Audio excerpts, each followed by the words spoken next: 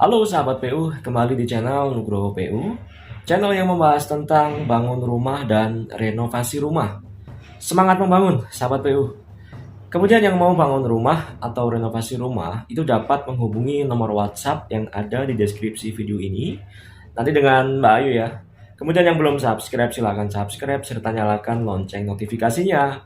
Karena saya Nugroho PU dan tim akan berbagi video insya Allah setiap hari.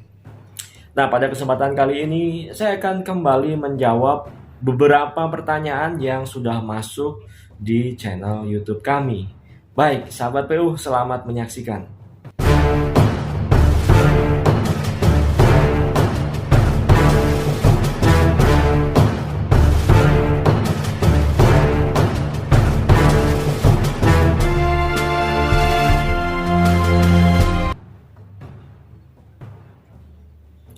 Oke, untuk pertanyaan yang pertama ya.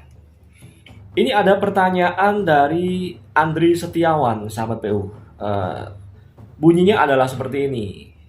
Bang, bagus mana triplek atau bondek untuk rumah dak? Baik, jadi sahabat PU atas nama Andri Setiawan menanyakan bagus mana antara bondek dengan triplek. Sahabat PU perlu dicamkan bahwa bondek itu tidak bisa kalau kita bandingkan dengan triplek ya. Sementara kita tahu bahwa bondek itu walaupun fungsinya mendukung atau mengganti fungsi daripada begesting yang notabene adalah cetakan beton, namun dia juga termasuk ke dalam struktur itu sendiri. Berbeda halnya dengan triplek ya. Triplek itu hanya berfungsi sebagai cetakan betonnya saja. Jadi antara bondek dengan triplek itu tidak bisa dibandingkan ya sahabat PU. Bondek mampu menggantikan peranan triplek, namun triplek tidak bisa menggantikan peranan daripada bondek. Karena bondek itu tidak hanya berfungsi sebagai pengganti begesting itu sendiri, tapi juga berfungsi sebagai pengganti besi bagian bawah pada struktur plat dak lantai. Seperti itu ya. Jadi tidak bisa dibandingkan antara triplek dengan bondek, sahabat. Kemudian ada pertanyaan lagi dan ini satu orang, namun ada dua pertanyaan di sini ya. Dari sahabat PU atas nama Arson Builder. Assalamualaikum Pak Nuk. Waalaikumsalam warahmatullahi. Semoga senantiasa sehat dan terima kasih atas ilmunya. Sama-sama. Mau tanya nih, kalau pakai bondek, berapa jarak minimal antar balok atau balok gantung? Dan apakah masih membutuhkan tiang penyangga seperti halnya triplek?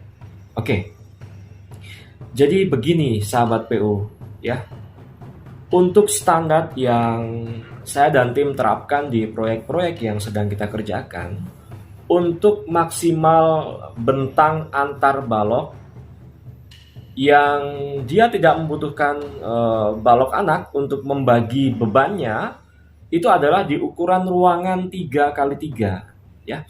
Misal ada ruangan 3x3, itu maka tidak perlu ada balok anak di tengahnya. Jadi bisa langsung ditumpuk dengan bondek di atasnya, sahabat PU. Nah, kalau ruangan tersebut atau balok tersebut itu ukurannya sama, misal 3x3, di situ kan berarti tidak ada arah balok yang terpendek kan. Sementara kita tahu bahwa bondek itu harus diarahkan ke arah balok yang terpendek, maka sahabat PU bebas tuh mau mengarahkan bondeknya ke arah yang sebelah mana. Itu adalah standar kami, standar proyek-proyek Nugroho PU ya. Namun saya pribadi juga sering melihat ada beberapa kontraktor atau beberapa proyek itu yang memberikan standar lebih besar daripada itu. Bahkan di ruangan 4x4 yang di atasnya ada ducting dan ada bangunan lagi di atasnya, itu tanpa ada balok anak di tengahnya, itu pun kuat saja sahabat PU. Namun baiknya ya sahabat PU ya, terkait pekerjaan struktur seperti ini jangan asal tebak. Silakan konsultasikan dengan pihak-pihak yang berpengalaman, yang memiliki keilmuan terkait hal tersebut, apalagi perihal struktur. berbahaya sahabat PU. Seperti itu. Oke, kemudian lanjutannya tadi, apakah masih membutuhkan tiang penyangga seperti halnya triplek? Oke, jadi walaupun kita membuat sebuah dak lantai dengan menggunakan bonek dan juga wire mesh, itu tetap membutuhkan tiang penyangga, namun tidak serapat kalau kita membuat sebuah tiang penyangga untuk pengecoran dak konvensional, sahabat PU. Salah satu keuntungan menggunakan bonek adalah itu. Kita tidak perlu menambahkan tiang penyangga di bawah terlalu banyak. Jadi bisa dikurangi tuh, jadi lumayan kan menghemat anggaran untuk tiang perancahnya, sahabat PU. Kalau di proyek-proyek saya, itu biasanya di tiap 1 sampai 2 meter untuk tiang penyangganya itu. Berbeda kalau untuk dak konvensional, itu jarak antar tiang penyangga itu bisa tiap 50 cm-an, sahabat PU. Ya, itu. Kemudian, ini masih berlanjut ini, sahabat PU atas nama Arson Builder. Ini tanya lagi Pak Anu, monggo nggak apa-apa silakan. Lanjutannya seperti ini. Kalau pakai bondek tapi tidak pakai wire mesh alias pakai besi rakitan sendiri, berapa besar minimal diameter besinya dan berapa jarak minimal antar besi-besinya? Apakah pakai besi 8 dengan jarak 15 cm? Cukup? Oh, seperti itu. Oke, jadi gini sahabat PU. Bondek itu adalah pengganti begesting dan juga pengganti besi bagian bawah pada struktur plat dak lantai. Nah, bagaimana dengan besi di atasnya? Itu bisa dikombinasikan dengan menggunakan wire mesh, ya. Bisa juga dikombinasikan dengan menggunakan besi rakitan sendiri, ya. Wire mesh itu dibuat untuk membuat pekerjaan rakitan besi plat dak lantai semakin praktis. Itu adalah fungsi atau keuntungan dari teknologi bangunan, sahabat PU. Jadi pertanyaannya tadi kan, kalau wire mesh itu diganti dengan besi rakitan sendiri, apakah boleh? Boleh banget, sahabat PU. Ya, jadi pembuatan wire mesh itu adalah upaya teknologi saat ini untuk lebih mempraktiskan rakitan besi yang sebelumnya sudah ada. Ya, nah kalau sahabat PU mau pakai besi rakitan sendiri ya tidak masalah, sama saja sahabat PU. Hanya saja kalau lebih praktis ya tentu pakai wire mesh karena dia sudah lembaran-lembaran, jadi tidak perlu ngerakit satu-satu. Nah kalau di daerah sahabat PU susah untuk mencari wire mesh tersebut, maka silahkan rakit besinya sendiri dengan jarak 15 cm-an, itu sudah cukup bagus sahabat PU. Jadi kalau wire mesh M8 itu ya sama halnya dengan rakitan besi 8 yang dirakit di anyam sendiri. Wire mesh M10 sama halnya dengan rakitan besi diameter 10 yang dirakit sendiri sahabat PU. Jadi seperti itu ya. Kalau sahabat PU mau melakukan pengecoran dak lantai dengan menggunakan bondek, itu besi di atasnya boleh pakai wire mesh, boleh juga menggunakan besi rakitan biasa. Semoga menjawab sahabat PU atas nama Arson Builder tadi. Baik, next ke pertanyaan selanjutnya dari Hafid David. Ini yang bersangkutan komen di video saya yang kemarin ya, yang tentang bondek diganti dengan spandek gitu ya. Nah jadi gini, dia membetulkan, betul Pak gitu. Jangankan pakai spandek, saya pakai bondek 0,75 yang biasa aja diinjak pada kempot. Wah ini pengalaman proyek sepertinya. Intinya jangan asal beli bahan bangunan untuk rumah pribadi. Nanti nyesel, nggak apa-apa mahal dikit asal kualitas bagus. Pokoknya beli yang ketebalan full, karena di pasaran harganya bermacam, terkadang kita mudah tergiur. Oke, jadi gini ya sahabat PU ya, proyek pembangunan rumah atau renovasi rumah itu harganya itu bisa dibuat murah, bisa dibuat mahal banget, bisa. Banyak faktor yang mempengaruhi. Yang pertama adalah desain, yang kedua jenis dari material, kemudian masih banyak lagi sahabat PU. Seperti halnya dengan bondek. Bondek itu di pasaran dijual dari beberapa ketebalan gitu loh. Maka saya selalu memberikan standar untuk pembuatan dak menggunakan bondek, ya baiknya menggunakan 0,75.